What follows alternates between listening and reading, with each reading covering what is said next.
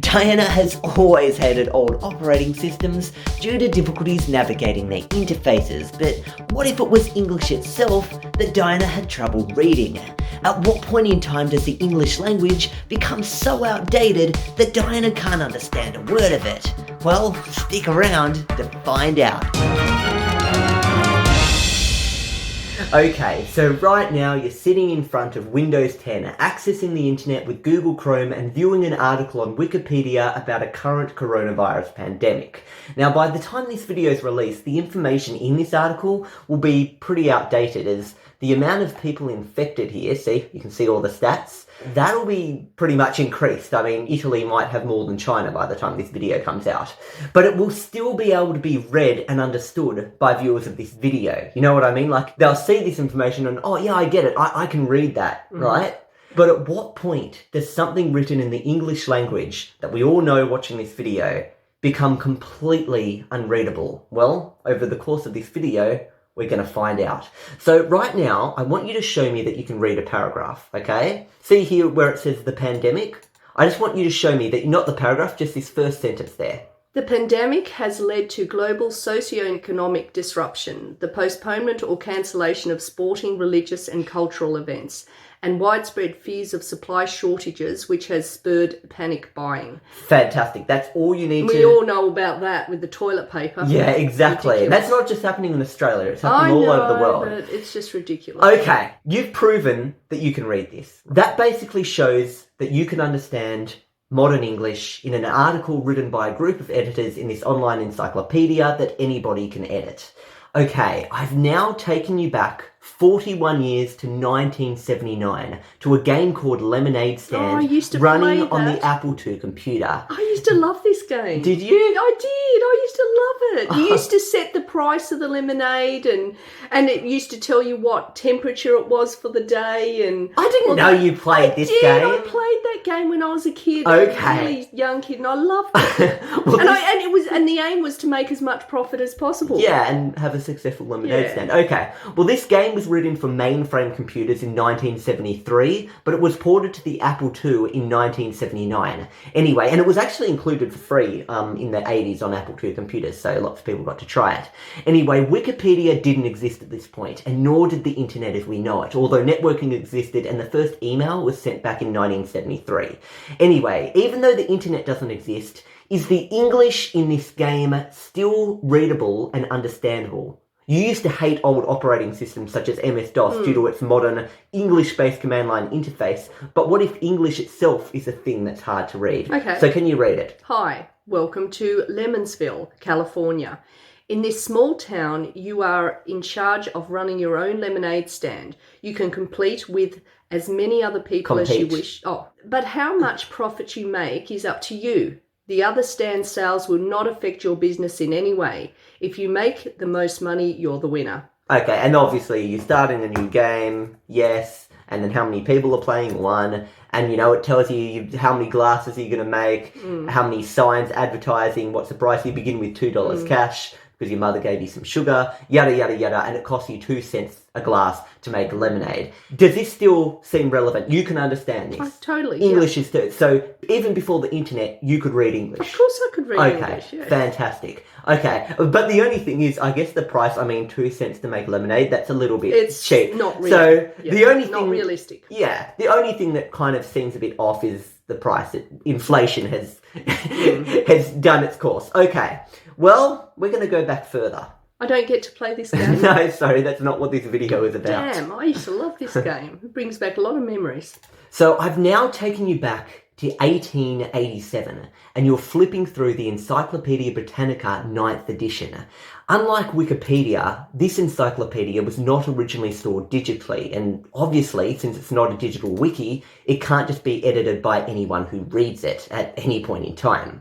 Anyway, on page 672 of volume 22, I want you to see if you can read the first paragraph here about surgery. Surgery in all countries is as old as human needs. A certain skill in the stanching of blood, the extraction of arrows, the binding up of wounds, the supporting of broken limbs by splints, and the like, together with an instinctive reliance on the healing power of the tissues has been common to men everywhere. Okay, that's it. Could you still understand that? I could understand it, but the print's very small. Yeah, it was my reading glasses. It's those old encyclopedias. I mean, there's so many pages, so many things that have to be quite small, to be. Of course. The only thing there, I'd say, it was a little bit sexist, the language, known to men everywhere, as if women don't know anything about medical and doctors and stuff. I'm not really affected by any of that. I don't care. These days, though, they would probably write that a little bit differently, but still... People, they probably say people, but you know what, men, I understood what they were talking about. Okay. I'm not offended. Okay, great. But I don't know about arrows and stuff. How many people have arrows removed from their bodies these days? Yeah, it's a little bit less often now. Yes. I've now taken you back to the first edition of the Encyclopaedia Britannica, which was written from 1768 to 1771. Oh, wow. And I want you to attempt to read this article about surgery in this edition, just this first thing here. Well, first of all, I don't like the font because it's not a font that I'm used to. Yeah, okay. We'll try the F's look a bit funny. Okay, just read from surgery. Go. Okay, surgery, the art of curing all manner of wounds and other disorders. I think that's meant to be an S. That's a funny looking S. Okay, keep going. Where the application of the hand afflicted by proper instruments is necessary. Okay. Except it looks like it's supposed to say instruments is necessary. Okay, and we begin with the operation of, and now keep going. We begin with the operation of phlebotomy because it is of all the most How do I pronounce this? Do I pronounce it as an... I can see it's meant to be an S, but it's looking like an F, so do I pronounce it? I'm not going to say anything, just keep going. Well, you know what? I'm going to pronounce it the way it's written. Okay. I'm not going to substitute these funny-looking S's for F's. Yep. Because it is the most general performed in most parts of the body and by much of the most frequent in at this present day. Okay, there we go. That's all you need to read. Now, things honestly, if I substituted those silly looking S's with proper S's, it wouldn't be bad. It wouldn't be bad. But the problem is their S's back in those times. I don't know, what is it about and also S's back for in extracting, see the word extracting, C and T are joined together. The surgeons notice in this operation. But anyway... Was this written by people that were not very literate? No, this was... Was it written by someone with an accent? It was written by people in the UK, but this was... So, okay, let me just... I'm going to help you out here. In there. So you've noticed the spelling of many words seem to be wrong, such as the words because and most having the S replaced with what seems to be an F. Yeah. Just to be clear, though, that's not actually an F. It's known as a long S. So where it says present, that's called a long S. It's not an F. It's a long S. So what's the difference between a long S and a short S? Is it that you pronounce it like present day? To be honest, I didn't actually do enough research to be able to tell you in this video, but if you look on Wikipedia and look up long S, you'll find out that that's discontinued now. We don't do that anymore, but back then it was a thing that everyone did, okay? You have shown that you are able to read modern English, but I'm going to take you back a little bit further. Is this classified? This is still classified as modern English. 1700s. Yeah, this is still classified as modern English. But we're not stopping there because in about 1500 to 1700, you'll notice yourself having even more trouble reading English. The text from this period is known as early modern English. So yes, it's still modern English, but it's going to be there's going to be quite a few differences from our modern English today. So first of all, let's take a look at the King James Bible from 1611. I want you to attempt to read from the book of Matthew at chapter 8, verse 20. So just read this. And Iesus saith unto him, the foxes have holes, and the birds of the air have nests, but the Son of Man hath not where to lay his head. Now, that was the Bible back then, and that's the way it was written. Now, a lot of people who have the King James Bible today, they actually change the spelling to the way we spell it. So the foxes have holes, that's an actual V. Okay. They spell it the correct way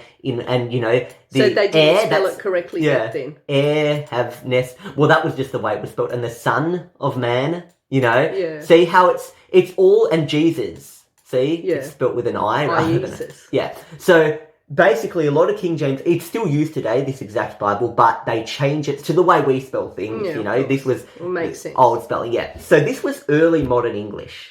Okay, you've noticed the words are very different in spelling I could today. understand. I assumed that Iesus is Jesus. Yeah. Did you do William Shakespeare, like in English in high school and stuff? You A know little William bit. Shakespeare? Yeah, Okay, so Romeo and Juliet and all you know that the sort of dude. stuff, yeah. Okay. Well, in 1609, he wrote a lot of stuff, but this is just a little part of his sonnet, the first stanza of Sonnet 132. So see if you can read it. Thine is Isla, and they as pitying me, knowing by heart torment me with disdain. See, the long S there, the long S, he was using that too. Yeah. How put on black and long mourner's beck, B. looking with pretty wrath upon my pain. And that's actually pain, Pain, but they back then spelled it with an E. Okay. Okay? A lot of books and stuff will actually spell it like this. Thine eyes I love, like actual, instead of the E-I-E-S, they spell it like this. So when you're actually given William Shakespeare in high school, they still have like thy heart torments me and stuff, and disdain. But they actually change the way it's written. Like, they won't use the long S in books and stuff of William Shakespeare. So they're actually changing. Use the proper size. They're changing the way he originally wrote it so that people today will understand it slightly better. Understandably. So I've just shown you early modern English, and I'm going to go back even a bit further, showing you some more early modern English. Okay. Now, before the King James Bible, there was something called the Great Bible, and it was from 1539. Wow. Okay, so this is getting very old. So this was the front cover, the actual front cover of that Bible, the original front cover. And I want you to see if you can just read. Go. I like how they substituted I with Y. The Bible in. It's like a motel or something. The Bible in English. Oh, I thought that was what it was called. I'm no, see, thinking, 1539. what is this, a place that religious people stay The at? Bible in England. Keep going, keep going. English. That is to fape the content of all the holy both of Old and New Influment. Testament. Truly translated after the birth of the okay. Bebs and We'll stop there. We'll stop there. Obviously, if you're having trouble reading the cover, it's going to be pretty hard reading the actual Bible itself. Yeah. And you'll even notice all these, see these people have little things they're saying, like here, what does this say? This little thing. God save the king. See, so it's really English, but this was still considered early modern English. Early modern English. So I'm going to actually let you read a little passage from this Bible now. Okay, so I want you to now read from Genesis chapter 1, verse 1. In the beginning, God created heaven and earth. The earth was... Oh, look at that. They spelt it wrong up there, and they're not consistent, are they? The earth was void and empty. Well, I understand. Look at the way darkness is about. And darkness. Darkness was upon the face of the deep, and the Spirit of God moved upon the face of the waters. Okay, now just continuing a little bit, maybe try and read from here. Verse 11 now. And God said, let the earth bring forth granny herby, which... he wanted herbs. Which may engendre seed and fruitful. I know that's meant to be fruitful, but fruitful tree, yielding fruit after his kind, whose seed may be in itself upon the earth. Okay, stop and there. And it came to pass. What does that mean? Are we at the point where you don't get English? I can understand what it's saying. It's saying that the earth is going to bring some nice green herbs there, which may engendre seed. So it may have seed on it, and fruitful tree. So the trees will have fruit on them, yielding fruit after something. Okay. So you're getting it. You're still... And it came to pass as in it'll happen. Okay. This is still early modern English. Mm-hmm. You're not going to get any more early modern English now. We're going to go back before early modern English. Mm-hmm. Okay, and it's Ancient still going to be English? English. No, not ancient English. You overall got the gist of this, but what you were reading, you did feel a bit lost. It wasn't so apparent as you were reading it. I'm getting I'm understanding the general gist of the paragraph, what it's saying. Now we're going to go back even further to Middle English, which the Oxford English Dictionary specifies as being spoken from 1150 to 1500. Okay? So Middle English and then early modern English. Yeah, Middle English, then early modern, then modern, okay? So I want you to try to read this 1486 print. This is a print from the Canterbury Tales. I thought you were going to say cannibal, because it looks as if those two fellas have been eaten by cannibals.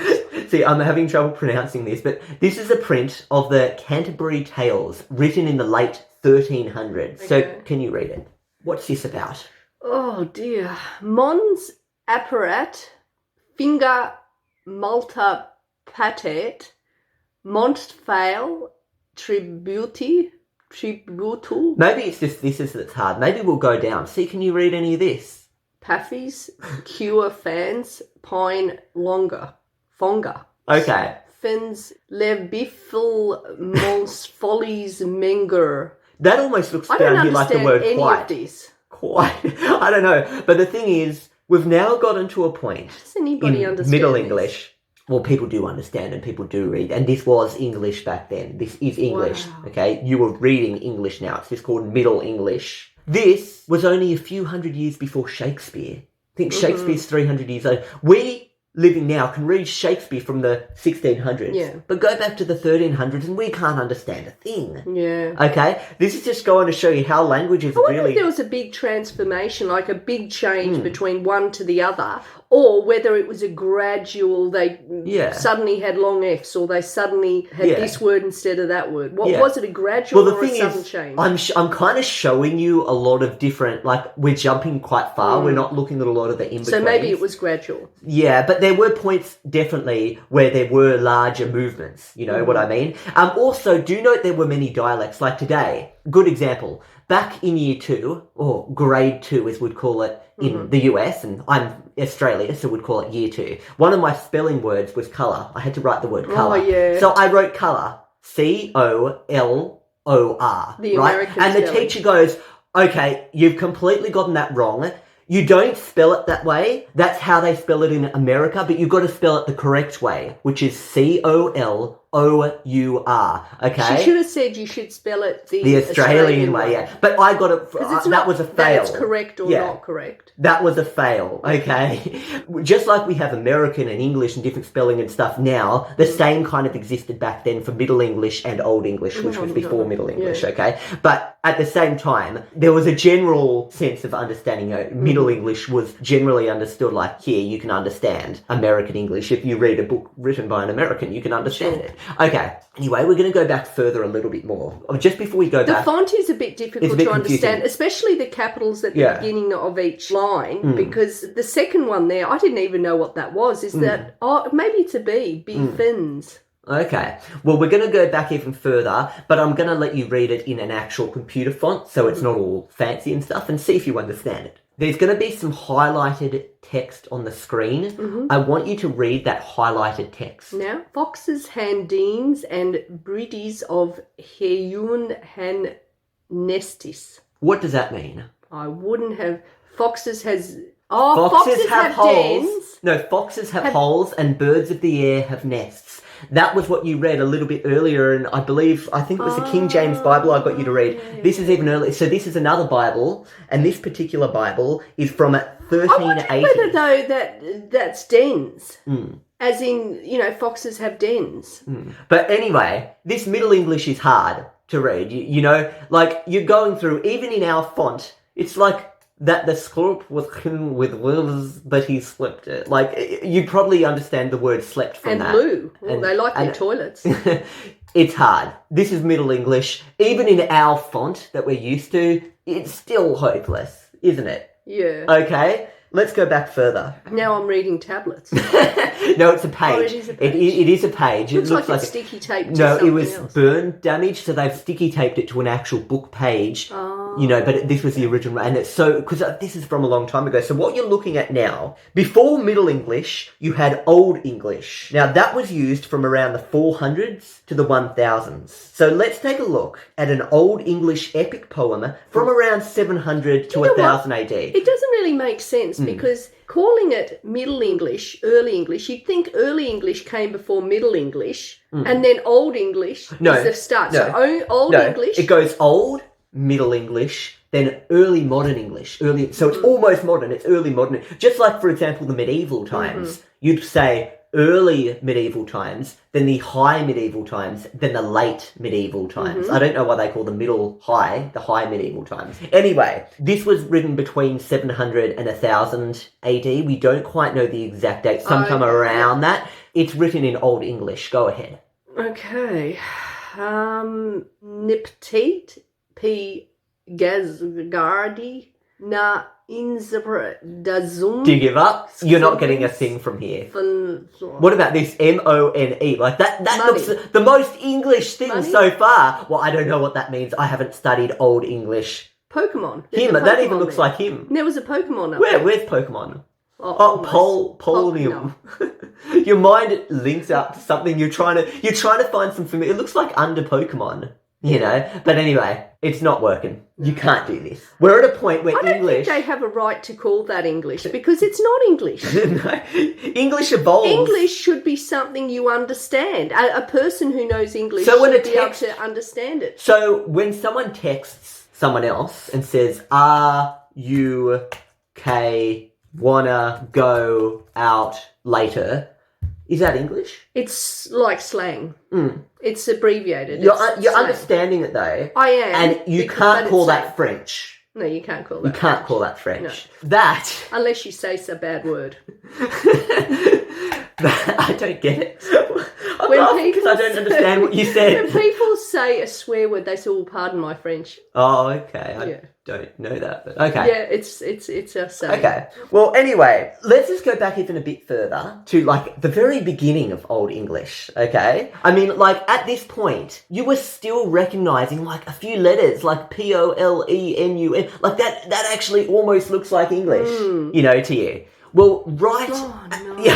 That's not English. That's not almost Right. hieroglyphics. I know. Right at the beginning of Old English, even earlier than what you just saw, Old English was written in runes. These are runes. That's what Old English was originally written in. They were They called written them runes in runes. instead of letters. Runes. RUNES. Runes. Like RuneScape. Yeah. So what you are now looking at is the runic alphabet before the introduction of the Latin alphabet, which is, you know, all those things we've just seen before. This is the runic alphabet. This was the origins of English. This is where English started. Well, as far as I'm concerned, it has no right to call it English because it doesn't even resemble English. It's hieroglyphics. Well, this is what Old English was originally written in. That's why it's called Old English, to differentiate it from Middle English. Okay. Non-English. Okay. The point I'm trying to make here is you try out operating systems sometimes. You find it okay in the 90s, 2000s, and 2010s and stuff. I wouldn't want to try out operating systems from back then. When you're trying out an opera like MS-DOS from the 80s, you can at least still understand that it's in English. Its interface might be hard to use. You're like, I don't get how to open a program. DOS. Yeah, they didn't have that, I'm sorry. But you can... Thank goodness. Yeah, but doesn't it just make you appreciate the English language? Although you don't understand DOS, you're still typing with letters on the keyboard that are familiar to you in English. Your keyboard does not look like this. I'm not typing with symbols. Yeah, not with runes. These are symbols. These are runes. They're Okay, symbols. they're runes. We're going to go back a They little should bit. be put in a room and discarded altogether. Well, that's kind of what the ancient Egyptians kind of runes with all this stuff. Talking about the ancient Egyptians, let's have a little look at some ancient Egyptian stuff. We've gone past English now. English is nowhere to be seen. Was that the beginning of so-called English, that last thing? That last one was the Old beginning English. of English. That's the beginning. That was the beginning of Old English, but Old English quickly changed over to using the Latin alphabet rather than the runic alphabet. Okay. What you're looking at now are ancient Egyptian hieroglyphs. Now, this is from around 1300 BC. This was the way They of like telling birds. stories or communicating and stuff back then. Isn't that... What's this? Someone's bottom. Okay. Or something else. Okay. So that just stood out to me on that page. I was like, yeah, there's the cross and the birds looking at the cross, and there's some pottery, and then I'm like, but what's that? That thing about to go on something spiky. Anyway, That would hurt.